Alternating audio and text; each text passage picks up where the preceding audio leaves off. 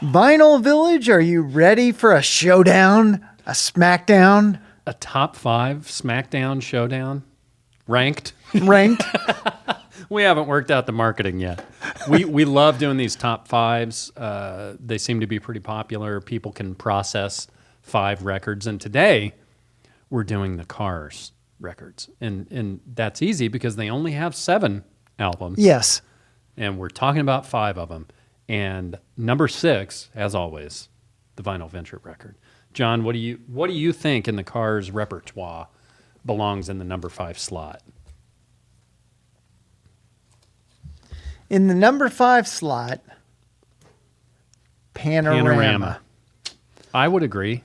There's a song on this that I absolutely love. It's probably my favorite Cars song. It's called Touch and Go, and it's such a weird song, but I've always loved it. So for many years when we first started collecting records together, I'd see a copy of Panorama. I would be like, hey, Wheels, Panorama, Touch and Go. Touch and Go. This is one of their albums that, the first song on this was Touch and Go, Don't Tell Me No, and Give Me Some Slack. None of these, this album was not packed with hits. No, this was their 3rd studio album, came out in 1980. Yep. And even though everything they do is great, this, I think 5 is a good place for this. What do you think number 4 would be? Number 4? Moving up the list. Well, I'll say one more thing about Panorama. It's kind of the Cars, the last of the Cars classic sound. Mm-hmm. Yeah, I think it was the last record that Roy Thomas Baker produced for them, and then I think Rick Ocasek produced the following albums. So, Panorama, number 5. Number 4, Shake It Up. And Shake It Up is kind of when the Cars created a newer sound. Mm-hmm. It still sounds like the Cars, but it's, thought of as being, hey, this is the new Cars. Yeah, and this is their 4th record. It's still produced by Roy Thomas Baker, but they intended to have a more poppy, less, post-punk kind of sound. And they really accomplished it because Shake It Up, big hit for them. Since You're Gone, Victim of Love, Think It Over, and I'm Not the One. They had 5 singles from this one. Yeah, and this came out in 81, and it came out at the perfect time for the band because this is when new wave was really starting to get a toe in the water in even radio. Yeah, and they kind of took the new wave elements and blended it in with like pop music and came out with this. And it's probably, Shake It Up is probably one of those car songs that you hear more than any of the other ones. Oh yeah. Yeah, it was for the Cars, this is the one that really put them, on everybody's playlist. Right. Not just the new They wave. weren't just like a one-hit wonder or just a couple of songs. This is like, ooh, the Cars. Yeah. So that's a good one. So that's number 4. What do you have for anything else on Shake It Up? No. Okay. So what do you have coming in at the number 3 spot? Number 3 spot, more new Cars. It may be a little controversial to put this one in the 3rd spot, but I think I do agree. Heartbeat City, it's their 5th album, March 13, 1984, and it's the first one not produced by Roy Thomas Baker, instead opting to produce with none other than Robert John Mutt Lang. And we've talked about Mutt, and we're going to be talking about Mutt again because we're going to do a legendary producer show, and he is definitely it.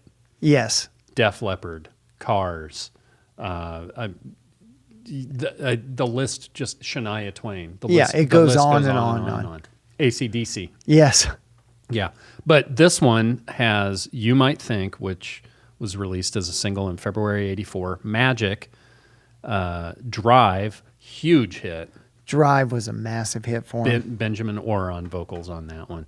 Hello Again, Why Can't I Have You, and Heartbeat City. So there were 6 singles released from this album. Yeah. And they played Live Aid, and that helped push them even further. But this was it was a different sound for the Cars. It was definitely more poppy. More polished, more poppy, but still had a little edge to it. Yeah. Too. And synthesizer. I mean, they basically wrote the book on pop music in the mid to late 80s. Oh, yeah. For sure. I mean, because they were just ever present. So Heartbeat City at number 3. Yes. What's number 2? Number 2, we're going with Candy-O. One of the best album covers ever. Well, a Vargas painting. Yeah, it's a Vargas painting of a girl basically on an invisible car. Yes. With invisible clothing. Candy-O is the second album by the Cars, and spawned 2 singles, Let's Go and It's All I Can Do. And, a band like this that is sort of centered around a songwriter like Rick Ocasek, you can see where it would be hard for bands to operate with that guy who is the guy. He writes all the songs, and he has a certain look. Yeah. But this band managed to go through that most popular time in their career and come out the other side. So, but I think that this album was created under a more democratic approach. When Ocasek said, when one of my songs goes to the band in its barest cassette form, we sit around and talk about it. If I'm outvoted, we don't do it. And then, so I think he was trying to be more democratic to the rest of the band and bringing them in to the fold when it comes to creating all this music. Absolutely. And this came out in 79. And did we hit the 3 singles? Yep. Let's Go, It's All I Can Do, and Double Life. And, it's notorious for its cover. But, this is another step in a pop juggernaut's journey to becoming a huge band, which they did with Heartbeat City. So what would number 1 be? Number 1. I'm on the edge of my seat. You're on the edge. Of course, it's the freshman release, The Cars. This one came out June 6, 1978 on Elektra. Now, it only lists 3 songs as singles. Just What I Needed, which is an all-time classic. My Best Friend's Girl, also an all-time classic. And Good Times Roll, again, an all-time classic. But listen to the other songs. You're All I've Got Tonight, Bye Bye Love, Moving in Stereo, which is from the infamous scene in Fast Times at Ridgemont High. Oh, yeah. And then All Mixed Up and Don't Just Stop. So this, we've talked about it many times in the past. This is an example of a band's first album basically being a greatest hits. Absolutely. Yeah. And this, in 2000, this album was voted number 384 in Colin Larkin's all-time top 1,000 albums, and Rolling Stone ranked the Cars at number 282 on its 2003 list of the 500 greatest albums of all time. And it spent 139 weeks on the Billboard Top 200, peaking at number 18. Pretty crazy. But, we lost Rick Ocasek a couple of years ago, and they did a final album called Move Like This. It's actually really, really good. But there was an album, their 6th album, Door to Door. It had some moments, but certainly not like on the rest of the records. Yeah. So it was this was one of those bands that was pretty easy to narrow it down to the top 5. yeah, because they're such a big part of popular culture. Yeah. You know, they came along at that perfect time with MTV and, you know, the new wave and punk and rock and pop all colliding. And they made quite a career for themselves, for sure.